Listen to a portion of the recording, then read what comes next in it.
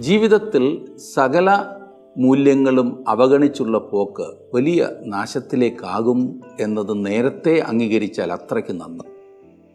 നശിച്ചതിന് ശേഷം തിരുത്തുവാൻ ശ്രമിച്ചാൽ ചിലപ്പോൾ ഒന്നും ചെയ്യുവാൻ കഴിഞ്ഞെന്ന് വരില്ല. അല്പം സുഖത്തിനായി മയക്കുമരുന്നുകളും പണമുണ്ടാക്കുവാൻ വഴിവിട്ട മാർഗങ്ങളുമൊക്കെ അവലംബിക്കുന്നവർ പ്രത്യേകം പഠിച്ചിരിക്കേണ്ട ഒരു സംഭവമാകുന്നു സൊദോം ഗൊമോരയിലെ ന്യായവിധി. മുൻവിധി കളഞ്ഞ് ഈ പഠനം ഒന്ന് ശ്രദ്ധിക്കുവാൻ ഞാൻ നിങ്ങളോട് അപേക്ഷിക്കുക. നാം എല്ലാം കടന്നു പോകുന്ന ഒരു സ്ഥിതിവിശേഷമാണ് സൊദോം ഗൊമോരയിലെ സംഭവത്തിലൂടെ നാം കാണുന്നത്. തുടർന്ന് ഇന്നത്തെ പഠനത്തിൽ നമുക്കത് ശ്രദ്ധിക്കാം. ഉൽപ്പത്തി പുസ്തകം 18-ാം അധ്യായമാണല്ലോ കഴിഞ്ഞ ക്ലാസ്സിൽ നാം പഠിച്ചത്. 18-ാം അധ്യായം ദൈവവുമായുള്ള ക്രിസ്തീയ സംസർഗത്തിന്റെ അനുഗ്രഹിക്കപ്പെട്ട ഒരു കൂട്ടായ്മയുടെ ഒരു ചിത്രമായിരുന്നു. എന്നാൽ ഇവിടെ ഇതാ 19-ാം അധ്യായത്തിൽ ചിത്രം മാറുന്നു. അബ്രഹാം വസിച്ചിരുന്നിടമായ ഹെബ്രോനിൽ മമ്രയുടെ തോപ്പ് നാം വിട്ടിട്ട് ലോത്ത് പാർത്തിരുന്ന പട്ടണമായ സൊദോമിലേക്ക് പോകുകയാണ്. ഈ 19-ാം അധ്യായത്തിൽ നാം കാണുന്നത് ലോത്ത് തന്റെ ഭാര്യയെയും 2 പെൺമക്കളെയും കൂട്ടി സൊദോമിൽ നിന്നും ഓടിപ്പോകുന്നതും സൊദോമും ഗൊമോറയും നശിപ്പിക്കപ്പെടുന്നതുമാണ്. ആ നശിച്ച പട്ടണങ്ങൾ വിട്ട് ഓടിപ്പോയിട്ടും അതിനോടുള്ള ആർത്തി വിട്ടുകളയാത്ത ലോത്തിന്റെ ഭാര്യ തിരിഞ്ഞു നോക്കി ഉപ്പുതൂണായിപ്പോയി. തുടർന്ന് തന്റെ 2 പെൺമക്കളുമായുള്ള ലോത്തിന്റെ നികൃഷ്ടമായ പാപം നാം കാണുന്നു. പൊട്ടിത്തകർന്ന ഒരു ജീവിതത്തിന്റെ ചിത്രമാണ് 19-ാം അധ്യായത്തിൽ നമുക്കുള്ളത്. ഇതൊക്കെ ഞാൻ പറയുമ്പോൾ ഒരു കാര്യം മറക്കരുത്, അതായത് ലോത്ത് നീതിമാനായ ഒരു മനുഷ്യനായി പോയിരുന്നു എന്ന്. ഈ പറഞ്ഞത് വിശ്വസിക്കുവാൻ പ്രയാസം തന്നെയാണല്ലേ? ഉൽപ്പത്തി പുസ്തകത്തിലെ ഈ രേഖ മാത്രമേ നമ്മുടെ കയ്യിൽ ഉണ്ടായിരുന്നുള്ളൂ എങ്കിൽ ഞാൻ അത് വിശ്വസിക്കുകയില്ലായിരുന്നു.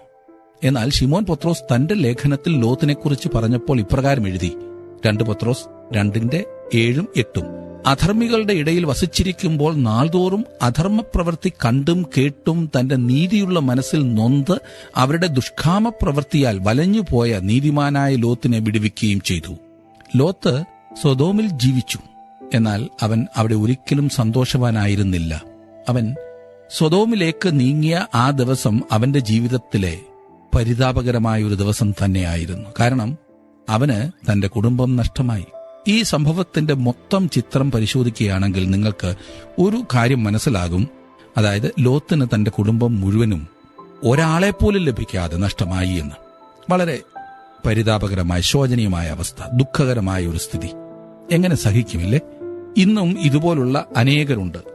ആ വ്യക്തി രക്ഷിക്കപ്പെട്ടതായിരിക്കും, ഇനിയും വേറിട്ട് ആരാധിക്കുകയും ചെയ്യുന്നുണ്ടാകും. എന്നാൽ അയാളുടെ ജീവിത രീതി കൊണ്ടോ അല്ലെങ്കിൽ അയാളുടെ ജീവിക്കുന്ന സാഹചര്യം കൊണ്ടോ അയാൾ തന്റെ കുടുംബം ഇതുവരെ നേടിയിട്ടില്ല. അയാളുടെ സ്വാധീനം നഷ്ടപ്പെടുന്നു, അയാളുടെ സാക്ഷ്യം നഷ്ടപ്പെടുന്നു. നമ്മുടെ നാട്ടിലെ പ്രഗത്ഭരായ എത്രയെത്ര ക്രിസ്തീയ നേതാക്കന്മാരുടെ മക്കൾക്ക് അവരുടെ അപ്പൻ പ്രസംഗിച്ച് നടന്ന ദൈവത്തെ വേണ്ടാതായിരിക്കുന്നു. എണ്ണി എണ്ണി പറയുവാൻ എന്റെ കൈവശം നീണ്ട ഒരു ലിസ്റ്റ് തന്നെയുണ്ട്. ഉണ്ടാക്കിയതല്ല, കയ്യിൽ തന്നെ വന്നതാണ്. മധ്യ തിരുവിതാംകൂറിലെ ഒരു പ്രസംഗകന്റെ, അതും ഉണർവ് പ്രസംഗകന്റെ മകൻ പറഞ്ഞത് ഇപ്രകാരമാണ്: ഞാൻ ദൈവത്തെ നിന്ദിച്ച് നടന്നതിന്റെ കാരണം എന്റെ പിതാവിന്റെ പ്രവർത്തനമാണ്. കപടഭക്തി, വീട്ടിൽ സാക്ഷ്യമില്ലായ്മ. ഇങ്ങനെ കുടുംബം തെറ്റിപ്പോകുന്നതിന്റെ പ്രധാന കാരണം ലോത്തിന്റെ അനുഭവത്തിൽ നിന്ന് തന്നെ കാണുവാൻ കഴിയും. സുഖം തേടിയുള്ള ഒരു പോക്ക്, ഭൗതിക അഭിവൃദ്ധി ലക്ഷ്യമാക്കിയുള്ള നടപ്പ്, തലമുറകളിൽ ചിന്താക്കുഴപ്പം ഉണ്ടാക്കുന്ന ഒരു പ്രത്യേകതയാണിത്. പ്രസംഗിക്കുന്നതൊന്ന്, പ്രവർത്തിക്കുന്നത് മറ്റൊന്ന്. സുവിശേഷ പ്രസംഗകനായ പിതാവ് അധികം സമ്പാദിച്ചില്ല എന്നതിനാൽ മക്കളെ ആ വഴിയിൽ വിടുവാൻ താൽപ്പര്യമില്ലാത്ത അനേകരെ ഞാൻ കണ്ടിട്ടുണ്ട്. ഈ വിഷയത്തിൽ അധികമൊന്നും പറയുവാൻ ഞാൻ താൽപ്പര്യപ്പെടുന്നില്ല. ഭൗതിക ലാഭം തേടിയുള്ള പോക്ക് ഇന്ന് ഇവിടെ അവസാനിപ്പിക്കൂ. കുടുംബത്തെ നേടൂ. അതിനുവേണ്ടി എന്തും ചെയ്യുവാനും ഏതൊരു ത്യാഗം അനുഷ്ഠിക്കുവാനും മടിക്കരുത്. പട്ടിണിയാണെങ്കിൽ പോലും കുടുംബത്തോടുകൂടെ ദൈവത്തെ ആരാധിക്കുന്നതാണ് അനുഗ്രഹം. പാവം ലോത്ത്, എത്ര ദയനീയമാണ് അവന്റെ സ്ഥിതി. ഉൽപ്പത്തി പുസ്തകത്തിൽ കുടുംബം ഒത്തൊരുമിച്ചിരുന്ന് വായിക്കുവാൻ കഴിയാത്തതുപോലെ മോശമായ 2 അധ്യായങ്ങളുണ്ട്. അതിൽ ഒന്നത്രേ ഈ 19-ാം അധ്യായം. അതിന്റെ പല ഭാഗങ്ങളും ഞാൻ വായിക്കാതെ വിടും. 1-ാം വാക്യം നോക്കിക്കാട്ട്: ആ 2 ദൂതന്മാർ വൈകുന്നേരത്ത് സോതോമിലെത്തി. ലോത്ത് സോതോം പട്ടണവാതിൽക്കൽ ഇരിക്കുകയായിരുന്നു. അവരെ കണ്ടിട്ട് ലോത്ത് എഴുന്നേറ്റ് എതിരേറ്റ് ചെന്ന് നിലം വരെ കുനിഞ്ഞു നമസ്കരിച്ചു. ന്യായവിധിയെക്കുറിച്ച് അറിയിക്കുവാനാണ് ഈ 2 ദൂതന്മാർ ലോത്തിനെ സോതോമിൽ സന്ദർശിച്ചത് എന്ന് നമുക്കറിയാം. ലോത്ത് സോതോം പട്ടണവാതിൽക്കൽ ഇരിക്കുകയായിരുന്നു. പട്ടണവാതിൽക്കൽ ഇരുന്നിരുന്നത് ന്യായാധിപന്മാരായിരുന്നു ആ കാലത്ത്. ഇത് വ്യക്തമാക്കുന്ന ഒരു സത്യം എന്തെന്നാൽ, ഈ മനുഷ്യൻ ലോത്ത് സോതോമിലേക്ക് പോയി എന്ന് മാത്രമല്ല, അവൻ അവിടുത്തെ രാഷ്ട്രീയത്തിൽ പങ്കാളിയാകുകയും ചെയ്തു. ഇന്ന് പലർക്കും പറ്റുന്ന അബദ്ധം ഇതാണ്. എവിടെങ്കിലും കയറിപ്പറ്റുവാനുള്ള ഒരു രാഷ്ട്രീയ കളി. ഇത് കൂടുതലും സഭയ്ക്കുള്ളിൽ തന്നെയാണ്. മറ്റെങ്ങും ആളാകാൻ സാധിക്കുന്നില്ലെങ്കിൽ പള്ളിയിലിരുന്നോട്ട്, സെക്രട്ടറിയോ ട്രസ്റ്റിയോ, ഇനി ഒന്നുമല്ലെങ്കിൽ ഒരു കമ്മിറ്റി അംഗമെങ്കിലും വഴക്കുണ്ടാക്കാൻ അതാണെങ്കിലും മതിയല്ലോ. ഇവിടെ ഇതാ ഒരു ചെറിയ ന്യായാധിപൻ പട്ടണവാതിൽക്കൽ ഇരിക്കുന്നു. 2-ാം വാക്യം, യജമാനന്മാരെ, അടിയന്റെ വീട്ടിൽ വന്ന് നിങ്ങളുടെ കാലുകളെ കഴുകി രാപാർപ്പീൻ, കാലത്തെഴുന്നേറ്റ് നിങ്ങളുടെ വഴിക്ക് പോകുകയുമാം എന്ന് പറഞ്ഞതിന് അല്ല, ഞങ്ങൾ വീഥിയിൽ തന്നെ രാപാർക്കും എന്നവർ പറഞ്ഞു. അവൻ അവരെ ഏറ്റവും നിർബന്ധിച്ചു. അപരിചിതർക്ക് അതിഥി സൽക്കാരം ചെയ്തിരുന്ന ആ കാലത്തെ പരിചയം ശ്രദ്ധിക്കേണ്ടത് തന്നെയാണ്. ലോത്തും അതിഥി സൽക്കാരപ്രിയനായ ഒരു മനുഷ്യനായിരുന്നു. എനിക്ക് തോന്നുന്നു അബ്രഹാമിൽ നിന്നും പഠിച്ചതായിരിക്കും ഈ പാഠം. അവർ ഒരുമിച്ച് ഒരുപാട് നാൾ ജീവിച്ചതാണല്ലോ. ഈ അപരിചിതർ വന്നപ്പോൾ അവരെ തന്റെ ഭവനത്തിലേക്ക് ക്ഷണിക്കുകയും അവർ അകത്ത് കടന്നിരിക്കുകയും ചെയ്തു. ആദ്യം അവർ മടി കാണിച്ചു. അവർ പറഞ്ഞു, അല്ല, ഞങ്ങൾ വീഥിയിൽ തന്നെ രാപാർക്കുമെന്ന്. വേറെ വിധത്തിൽ പറഞ്ഞാൽ അവർ പറയുകയാണ്, ഞങ്ങൾ വെളിയിൽ എവിടെങ്കിലും പാർത്തുകൊള്ളാം, നിന്നെ ശല്യപ്പെടുത്തുവാൻ ആഗ്രഹിക്കുന്നില്ല എന്ന്. അവർ ഇത് പറഞ്ഞത് ഒരു ഉദ്ദേശത്തോടെയാകുന്നു എന്നത് തീർച്ചയാണ്. 3-ാം വാക്യത്തിൽ നാം കാണുന്നു, അപ്പോൾ അവർ അവന്റെ അടുക്കൽ തിരിഞ്ഞ് അവന്റെ വീട്ടിൽ ചെന്ന് അവൻ അവർക്ക് വിരുന്നൊരുക്കി. പുളിപ്പില്ലാത്ത അപ്പം ചുട്ടു. അവർ ഭക്ഷണം കഴിച്ചു. ഇപ്പോൾ ഇതാ ഈ പുരുഷന്മാർക്ക് വേറൊരു വിരുന്ന്. അബ്രഹാമിന്റെ അടുത്ത് അവർ ഒരു വിരുന്ന് കഴിച്ചതാണ്. ഇപ്പോൾ ലോത്തിന്റെ അടുത്ത് ഒരു വിരുന്ന്. ഞങ്ങൾ വീഥികളിൽ തന്നെ രാപാർത്ത് അവിടെ എവിടെങ്കിലും ഉറങ്ങിക്കൊള്ളാം എന്നവർ പറഞ്ഞപ്പോൾ അവർ ഏതോ ഒന്ന് വെളിപ്പെടുത്തുകയാണ് ചെയ്തത്. ലോത്ത് അവരോട് പറയുകയാണ്, അയ്യോ, ഈ സൊദോമിൽ നിങ്ങൾ അത് ചെയ്യരുത്. അത് അപകടം പിടിച്ച പണിയാണ്. നിങ്ങൾ അങ്ങനെ ചെയ്താൽ നിങ്ങളുടെ ജീവൻ ഒരു വിലയും കാണില്ല, ഒരു ഗ്യാരണ്ടിയും ഇല്ല. ഇന്നത്തെ അവസ്ഥയും ഇത് തന്നെയല്ലേ? മനുഷ്യജീവന് എന്ത് വിലയാണുള്ളത്? സ്ത്രീകൾക്ക് പോയിട്ട് പുരുഷന്മാർക്ക് വഴിയെ തനിയെ നടക്കുവാൻ സാധിക്കാത്ത ഒരു അന്തരീക്ഷമാണില്ലേ? മിക്ക സ്ഥലങ്ങളിലും ഇന്ന് നാം കാണുന്നത് അതുതന്നെയാണ്. പട്ടാപ്പകൽ കൂട്ടബലാത്സംഗം, അതും 4-5 വയസ്സ് പ്രായമുള്ള കൊച്ചു കുഞ്ഞുങ്ങളെപ്പോലും ബലാത്സംഗം ചെയ്യുന്ന ഒരു സ്ഥിതി. ഒരു സ്ഥലവും സുരക്ഷിതമല്ലാത്ത ഇന്നത്തെ അവസ്ഥ.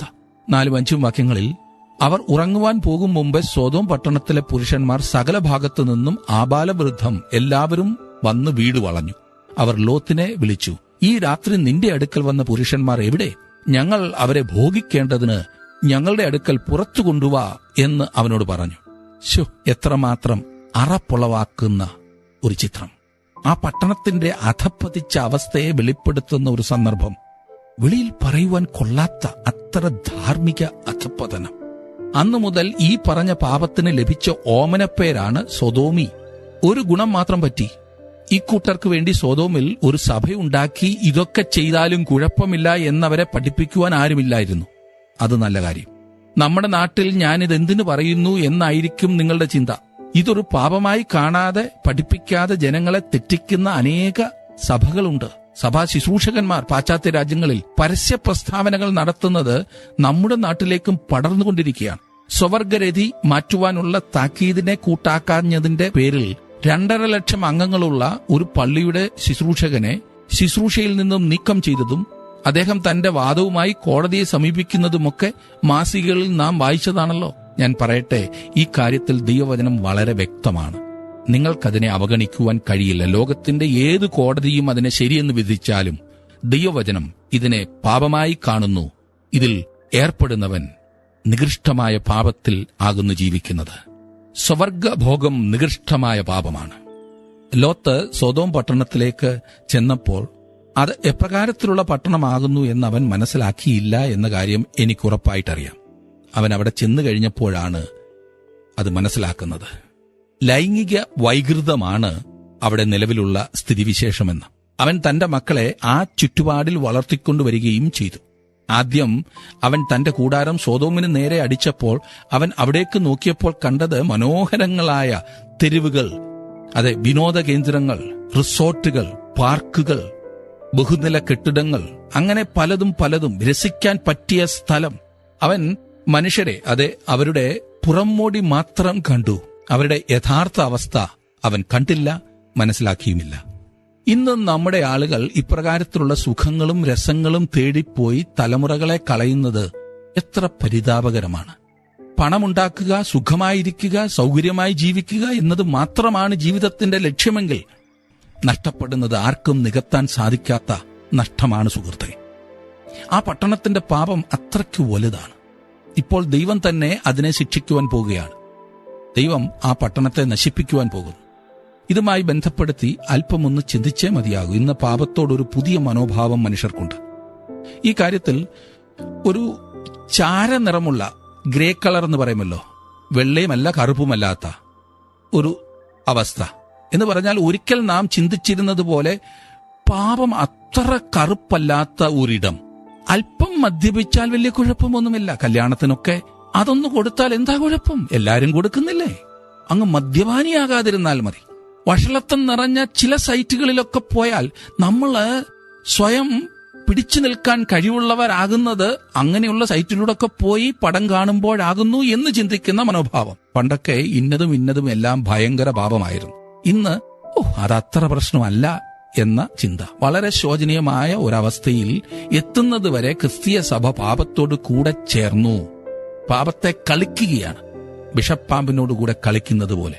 ഇതല്ലേ സുഹൃത്തെ ഇന്നത്തെ സ്ഥിതിവിശേഷം? ഒരു അനുരഞ്ജനം. ഒരു കാലത്ത് പാപത്തിൽ ജീവിക്കുന്ന ഒരു വ്യക്തിയെ വിളിച്ചു ചോദിക്കുവാൻ സഭാ ശുശ്രൂഷകർ താല്പര്യപ്പെട്ടിരുന്നു. ഇന്ന് അങ്ങനെ ചോദിച്ചാൽ അവൻ സഭയിൽ നിന്നും പോകും. അവനെ തലയിലേറ്റ് നടക്കുവാൻ ഇന്ന് എത്ര സഭകളാണുള്ളത്. അതുകൊണ്ട് ശുശ്രൂഷകൻ മിണ്ടുകയില്ല. മദ്യപാനിയെ ഒരുതരം വെറുപ്പോടെ കണ്ടിരുന്ന പണ്ടേക്കാലം ഇന്നിനിയും വരുമോ സുഹൃത്തെ? എന്തോ അറിയില്ല. സൊദോം ഗൊമോര നമ്മുടെ ഈ തലമുറയ്ക്കുള്ള ഒരു പാഠമാകുന്നു. ഇങ്ങനെ വിട്ടുവീഴ്ചയോടെ പോകുന്ന സഭയെ ദൈവം അംഗീകരിക്കുന്നില്ല. നിങ്ങൾക്ക് പാപത്തിൽ തുടരുകയും അതേസമയം ഒരു ദൈവ പൈതലായി തുടരുകയും ചെയ്യാമെന്നുള്ളതാണ് ഇന്നത്തെ ചിന്താഗതി എന്ന് തോന്നുന്നു. അത് അസാധ്യമാണെന്ന് ദൈവം വ്യക്തമായി പറയുന്നു. നിങ്ങൾക്കത് സാധ്യമല്ല. ഇതാ ഈ സൊദോം പട്ടണം അതിനൊരു ഉത്തമ ഉദാഹരണമാണ്. വിശുദ്ധ പൗലോസ് ചോദിച്ചത്, കൃപ പെരുകേണ്ടതിന് നാം പാപത്തിൽ തുടരുകയെന്നോ? അതിന് അവൻ പറഞ്ഞ മറുപടി, ഒരിക്കലുമില്ല. അങ്ങനെ സംഭവിക്കാതിരിക്കട്ടെ. ഒരു ദൈവ പൈതലായിരിക്കുമ്പോൾ തന്നെ പാപത്തിൽ തുടരാമെന്ന് ചിന്തിക്കുന്നത് വലിയ തെറ്റാണ്, മണ്ടത്തരമാണ്, വെറും പോഷത്തരം. 19-ാം അധ്യായത്തിന്റെ 8-ാം വാക്യം നോക്കിക്കാട്ട്. പുരുഷൻ തൊടാത്ത 2 പുത്രിമാർ എനിക്കുണ്ട്. അവരെ ഞാൻ നിങ്ങളുടെ അടുക്കൽ പുറത്തു കൊണ്ടുവരാം. നിങ്ങൾക്ക് ബോധിച്ചതുപോലെ അവരോട് ചെയ്തുകൊള്ളുവിൻ. ഈ പുരുഷന്മാരോട് മാത്രം ഒന്നും ചെയ്യരുതേ, ഇതിനായിട്ടല്ലോ അവർ എന്റെ വീട്ടിന്റെ നിഴലിൽ വന്നത് എന്ന് പറഞ്ഞു. ആ കാലങ്ങളിൽ ഒരു വ്യക്തി ഒരു അതിഥിയെ സൽക്കരിക്കുമ്പോൾ ആ അതിഥിയുടെ പൂർണ്ണ ഉത്തരവാദിത്വം ഈ പറഞ്ഞ വ്യക്തിക്കായിരിക്കും. തന്റെ അതിഥികളെ സംരക്ഷിക്കുവാൻ ഇത്ര ഭയങ്കരമായ ഒരു ത്യാഗം ചെയ്യുവാൻ പോലും ലോത്ത് തയ്യാറാകുന്നു. അതിന്റെ നീചത്വം ഒന്ന് ചിന്തിച്ചു നോക്കൂ. സ്വന്തം പിതാവാണിത് പറയുന്നത്. എത്ര വൃത്തികെട്ട ഒരു പട്ടണം. ചിന്തിച്ചു നോക്കൂ. 9-ാം വാക്യം. മാറി നിൽക്ക് എന്നവർ പറഞ്ഞു. ഇവൻ ഒരുത്തൻ പരദേശിയായി വന്ന് പാർക്കുന്നു, ന്യായം വിധിപ്പാനും ഭാവിക്കുന്നു. ഇപ്പോൾ ഞങ്ങൾ അവരോട് ഭാവിച്ചതിലധികം നിന്നോട് ദോഷം ചെയ്യും എന്നും അവർ പറഞ്ഞു. ലോത്തിനെ ഏറ്റവും തിക്കി വാതിൽ പൊളിപ്പാനടുത്തു. ഇവൻ ഒരുത്തൻ പരദേശിയായി വന്ന് പാർക്കുന്നു, ന്യായം വിധിപ്പാനും ഭാവിക്കുന്നു. അവിടുത്തെ രാഷ്ട്രീയ കാര്യങ്ങളിൽ ലോത്ത് എത്രമാത്രം ഇടപെട്ടിരുന്നു എന്ന് ഇപ്പോൾ മനസ്സിലായോ? എത്ര നാൾ കഴിഞ്ഞാലും അവനെ ഒരു അന്യനായി, പരദേശിയായി മാത്രമേ ആ നാട്ടുകാർ കാണൂ, അംഗീകരിക്കൂ. 10-11 വാക്യങ്ങൾ.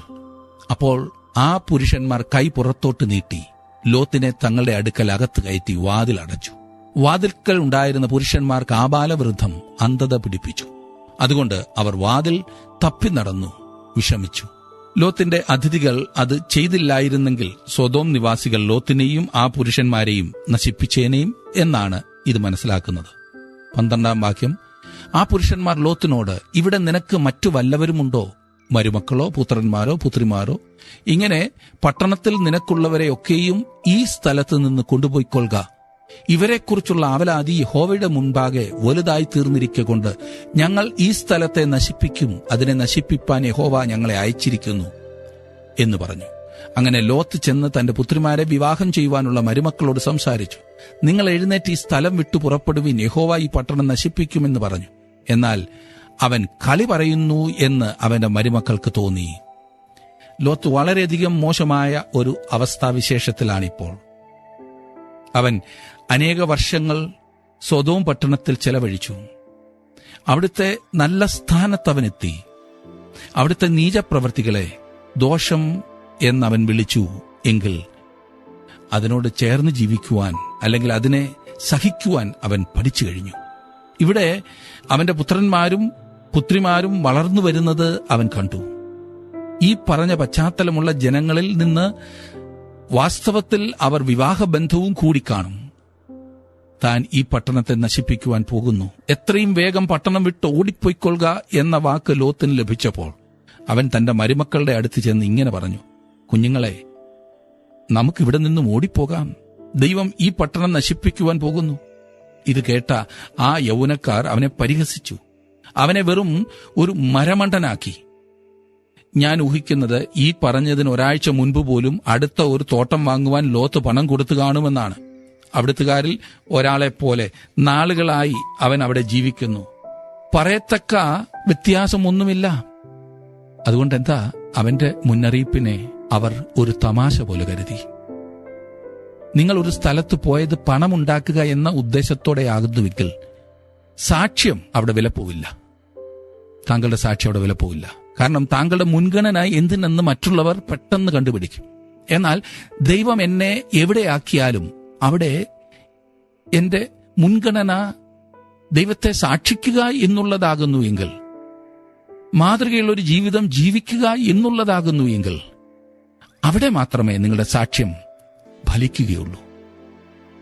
ഈ മനുഷ്യൻ ഈ സ്ഥലത്ത് ദൈവഹിതത്തിന് വെളിയിലായിരുന്നു. മാത്രമല്ല, അവൻ അവിടെ ദൈവത്തെക്കുറിച്ച് ഒരു സാക്ഷ്യവുമില്ലായിരുന്നു. ആ പട്ടണത്തിൽ അവൻ ആരോടും ദൈവത്തെക്കുറിച്ച് പറഞ്ഞിരുന്നില്ല. ആരെയും ദൈവത്തിനു വേണ്ടി നേടിയില്ല. ഇതേ കാര്യം ഇന്നും സത്യമാകുന്നു. നിങ്ങൾ അവരുടെ നിലയിലേക്ക് ഇറങ്ങിച്ചെല്ലുമ്പോൾ നിങ്ങൾ അവരെ നേടുവാൻ പോകുന്നില്ല. ഈ നാളുകളിൽ വ്യക്തമായി കാണിക്കപ്പെട്ടിരിക്കുന്ന ഒരു വസ്തുത തന്നെയാകുന്നു ഈ പറഞ്ഞത്. ലോകത്തിൽ എങ്ങനെയും എന്തും സമ്പാദിക്കണം എന്നുള്ള അതിമോഹത്താലല്ലേ നിങ്ങൾ ഓടുന്നതും കഷ്ടപ്പെടുന്നതും? അടുത്ത തലമുറയ്ക്ക് പോരാ, പിന്നെ 10 തലമുറയ്ക്ക് കൂടി സമ്പാദിച്ചു കഴിഞ്ഞാലും തൃപ്തിയാകില്ല. ഈ പറയുന്ന രക്ഷിക്കപ്പെടാത്തവരുമായി എന്താകുന്നു നമുക്കൊരു വ്യത്യാസം? അതുകൊണ്ട് എന്താ, നാം ആരെയും നേടുന്നില്ല. നാശത്തിലേക്ക് പോകുന്നവരെ നോക്കി നാം നിർവികാര്യരായി നിൽക്കുകയാണ്. സുഖം തേടി, സമൃദ്ധി തേടിയുള്ള പോക്ക് അത് ആപൽക്കരമാണ്. തലമുറകൾ പോലും അത് അനുഭവിക്കുകയില്ല എന്നത് മറന്നുപോകരുത്. ഈ ലോത്ത് രക്ഷിക്കപ്പെട്ടവനായിരുന്നില്ല എന്ന് ചിന്തിച്ചാലും ഞാൻ അത്ഭുതപ്പെടുകയില്ല. എന്നാൽ വിശുദ്ധ പത്രോസ് പറഞ്ഞ കാര്യം ഓർക്കുക. സൊദോം ഗൊമോറ എന്ന പട്ടണങ്ങളെ ഭസ്മീകരിച്ച് ഉന്മൂലനാശത്താൽ ന്യായം വിധിച്ച് മേലാൽ ഭക്തികെട്ട് നടക്കുന്നവർക്ക് ദൃഷ്ടാന്തമാക്കി വെക്കുകയും അധർമ്മികളുടെ ഇടയിൽ വസിച്ചിരിക്കുമ്പോൾ നാൾതോറും അധർമ്മപ്രവൃത്തി കണ്ടും കേട്ടും തന്റെ നീതിയുള്ള മനസ്സിൽ നൊന്ത് അവരുടെ ദുഷ്കാമപ്രവൃത്തിയാൽ വലഞ്ഞുപോയ നീതിമാനായ ലോത്തിനെ വിടുവിക്കുകയും ചെയ്തു എന്ന്. ഞാൻ പറയട്ടെ, ഈ പറഞ്ഞ അനുഭവം ലോത്ത് ഒരിക്കൽ പോലും സൊദോമിൽ ആസ്വദിച്ച് കാണില്ല. ദൈവവുമായിട്ടുള്ള സംസർഗം അവൻ ആസ്വദിച്ച് കാണില്ല. ഇപ്പോൾ ഇതാ അവൻ ആ പട്ടണം വിട്ട് ഓടിപ്പോകുവാൻ തുടങ്ങുന്നു. അവനോടുകൂടെ ഓടുവാൻ അവന്റെ ഭാര്യയും 2 പെൺമക്കളും മാത്രം. ശോചനീയമായ ഒരവസ്ഥ, ദുഃഖകരമായൊരു സ്ഥിതി. നമ്മുടെ സമൂഹത്തിന്റെ ലോകത്തോടുള്ള അമിത താല്പര്യം കാണുമ്പോൾ, അല്ലെങ്കിൽ ദൈവത്തിനെതിരായുള്ള സമ്പ്രദായത്തോട്, വ്യവസ്ഥിതിയോടും നാമും ലോത്തിനെ പോലെ ആയിപ്പോയില്ലേ എന്ന് ചിന്തിക്കുകയാണ്. പ്രിയ ദൈവ പൈതലേ, ഈ ശപിക്കപ്പെട്ട ചിന്താഗതിയിൽ നിന്നും എത്രയും വേഗം വെളിയിൽ വരുന്നതാണ് നല്ലത്. 15ഉം 16ഉം വാക്യം ഒന്ന് ശ്രദ്ധിച്ചാട്ടെ. ഉഷസായപ്പോൾ ദൂതന്മാർ ലോത്തിനെ ബന്ധപ്പെടുത്തി, ഈ പട്ടണത്തിന്റെ അകൃത്യത്തിൽ നശിക്കാതിരിപ്പാൻ എഴുന്നേറ്റ് നിന്റെ ഭാര്യയെയും ഇവിടെ കാണുന്ന നിന്റെ 2 പുത്രിമാരെയും കൂട്ടിക്കൊണ്ട് പോയിക്കൊള്ളുക എന്ന് പറഞ്ഞു. അവൻ താമസിച്ചപ്പോൾ യഹോവ അവനോട് കരുണ ചെയ്യുകയാൽ ആ പുരുഷന്മാർ അവനെയും ഭാര്യയെയും 2 പുത്രിമാരെയും കൈക്ക് പിടിച്ച് പട്ടണത്തിന്റെ പുറത്ത് കൊണ്ടുപോയി ആക്കി. ഇവിടെ ഇതാ ഒരു മനുഷ്യൻ ഈ പറഞ്ഞതിന്റെ എല്ലാം നടുവിലായെങ്കിൽ തന്നെ അവൻ ദൈവത്തിന്റെ മനുഷ്യനാകുന്നു. ഞാൻ പറഞ്ഞില്ലേ, ഉൽപ്പത്തി പുസ്തകത്തിലെ രേഖ മാത്രമേ ഉണ്ടായിരുന്നുള്ളൂ എങ്കിൽ ലോത്ത് ഒരു ദൈവമനുഷ്യനായിരുന്നോ എന്ന് ഞാൻ സംശയിച്ചേനേയും. എന്നാൽ ലോത്ത് നീതിമാനായിരുന്നു എന്ന് വിശുദ്ധ പത്രോസ് പറഞ്ഞിട്ടുണ്ടല്ലോ. അവൻ നീതിമാൻ തന്നെയായിരുന്നു. താൻ അബ്രഹാമിനെ അനുഗമിച്ചിരുന്നതുകൊണ്ട്, അബ്രഹാമിനെ വിശ്വസിച്ചതുകൊണ്ട്, അബ്രഹാമിന്റെ ദൈവത്തെയാണ് അവൻ വിശ്വസിച്ചത്. അവൻ ദൈവത്തിൽ വിശ്വസിച്ചു. അവൻ ദൈവത്തിന് യാഗമർപ്പിച്ചു. ദൈവം തന്റെ കരുണ അവന് നൽകി. ഇപ്പോൾ ലോത്ത് ദൈവത്തിൽ വിശ്വസിക്കുകയും വെളിയിലേക്ക് പോവുകയും ചെയ്യുന്നു. 17 വാക്യം നോക്കിക്കാട്ട്.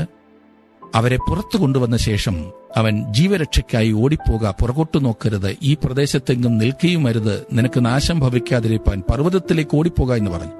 ലോത്ത് അവരോട് പറഞ്ഞത്, അങ്ങനെയല്ല കർത്താവേ, നിനക്ക് അടിയനോട് കൃപ തോന്നിയല്ലോ. എന്റെ ജീവനെ രക്ഷിപ്പാൻ എനിക്ക് വലിയ കൃപ നീ കാണിച്ചിരിക്കുന്നു. പർവ്വതത്തിൽ ഓടിയെത്തുവാൻ എനിക്ക് കഴിയുകയില്ല, പക്ഷെ എനിക്ക് ദോഷം തട്ടി മരണം ഭവിക്കും. അവിടം വിട്ടു പോകുവാൻ ലോത്തിന് മനസ്സില്ല. അവൻ പട്ടണത്തിൽ നിന്നും വെളിയിൽ വരുന്നു. എന്നാൽ പർവ്വതത്തിലേക്ക് ഓടുവാൻ അവന് സാധ്യമല്ല. 20 വാക്യത്തിൽ പറയുന്നത്, ഇതാ ഈ പട്ടണം സമീപമാകുന്നു, അവിടേക്ക് എനിക്ക് ഓടാം, അത് ചെറിയതുമാകും. ഞാൻ അവിടേക്ക് ഓടിപ്പോകട്ടെ, അത് ചെറിയതല്ലോ, എന്നാൽ എനിക്ക് ജീവരക്ഷ ഉണ്ടാകും. സോവാർ എന്ന ഒരു ചെറിയ പട്ടണമായിരുന്നു അത്. അവിടെയാണ് ലോത്ത് പോയത്. ഈ മനുഷ്യൻ സോദോമിൽ നിന്ന് വെളിയിൽ വന്നു. എന്നാൽ അവിടെ നിന്ന് പോലും ആ മനുഷ്യൻ ശരിയായിട്ടല്ല വെളിയിൽ വന്നത്. ആ സമയത്തും വളരെയേറെ പ്രശ്നത്തിൽ അവൻ ചെന്ന് ചാടി. സൊദോം ഗൊമോറ പട്ടണങ്ങൾ ദൈവം നശിപ്പിച്ചു. ഇതുമായി ബന്ധപ്പെട്ട് 2 കാര്യങ്ങൾ നമ്മോട് പറഞ്ഞിരിക്കുന്നു. ഒന്ന് അവന്റെ ഭാര്യയെ സംബന്ധിച്ചത്, മറ്റേത് 2 പെൺമക്കളെ സംബന്ധിച്ചത്. ലോത്തിന്റെ ഭാര്യയെ സംബന്ധിച്ച് പറയുന്നത് 26 വാക്യത്തിലാണ് നാം കാണുന്നത്. ലോത്തിന്റെ ഭാര്യ അവന്റെ പിന്നിൽ നിന്ന് തിരിഞ്ഞു നോക്കി ഉപ്പുതൂണായി ഭവിച്ചു. ഈ വാക്യം വളരെയേറെ തെറ്റിദ്ധരിക്കപ്പെട്ട ഒന്നാകുന്നു എന്നത്രേ ഞാൻ ചിന്തിക്കുന്നത്. എന്ത് കാരണത്താലാണ് ശ്രീമതി ലോത്ത് തിരിഞ്ഞു നോക്കിയത്?